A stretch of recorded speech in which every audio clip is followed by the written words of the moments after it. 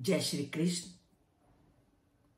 हमने अभी तक क्या जाना कि संसार में अलग अलग लोग हैं और अलग अलग लोगों के पूजा और उपासना के तरीके अलग अलग हैं।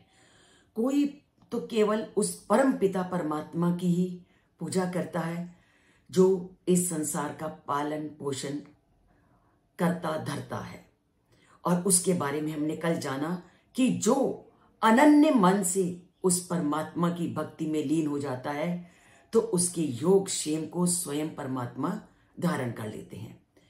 पर हम संसार में बहुत सारे ऐसे लोगों को देखते हैं जो परम पिता की उपासना ना करके अन्य अन्य देवता की उपासना करते हैं।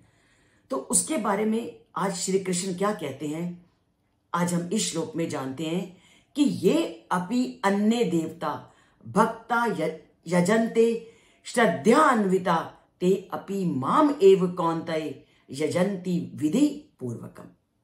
वो कहता है कि संसार में जो अन्य लोग हैं, जो अन्य देवता की पूजा आराधना करते हैं और बड़ी श्रद्धा से करते हैं, तो ये नहीं कि उनके द्वारा श्रद्धा से किया गया उनका कार्य निष्फल होता है।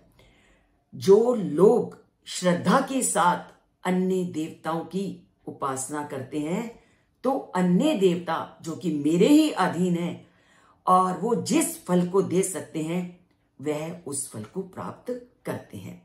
तो अन्य देवता की पूजा करने में भी कुछ अंतर नहीं है, पर उनका जो सामर्थ्य है या फल प्रदान करने की जो शक्ति है वह उतनी ही है जितनी मेरे द्वारा उनको प्रदत्त है। तो हे कुंती पुत्र, जो उनकी उपासना करते हैं वो उनके द्वारा दिए फलों का उपभोग करते हैं, और जो मेरी उपासना करते हैं वह उस लक्ष्य को प्राप्त करते हैं जिसके लिए उसको ये मानव शरीर की प्राप्ति हुई है। तो वो क्या कहते हैं कि जब हम एक पौधा लगाते हैं और पौधे को अगर हम जड़ को सींचे तो सभी जगह फल फूल स्वयं ही आ जाता है, उसी प्रकार जड़ स्वरूप क्या है, वो परम पिता परमात्मा।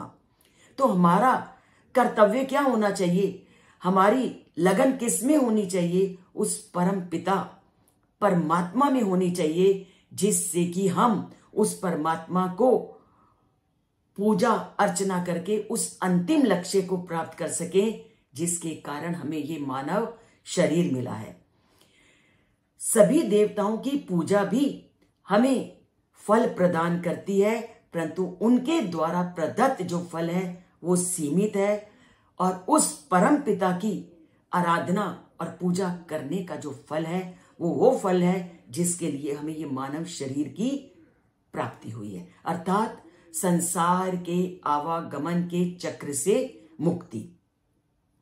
तो अगर हमें मुक्ति चाहिए तो हमें उस परम पिता परमात्मा में ही अपनी एकमात्र आस्था और भक्ति को लगाना है, और अन्य देवताओं से अगर हम पूजा आराधना करते हैं तो हमें फिर पुनः पुनः इस संसार के आवागमन के चक्र में बंधना पड़ेगा, क्योंकि वो हमारे अंतिम लक्ष्य की प्राप्ति में सीढ़ी तो है, परंतु प्राप्त करने का जो मार्ग है वो दिखाते हैं, परंतु लक्ष्य तक पहुंचाने में हमें केवल परम पिता परमात्मा ही साथ दे सकते हैं। तो अगर परम पिता परमात्मा को पाना है तो एकमात्र अपनी भक्ति को उन्हीं में लगाना है।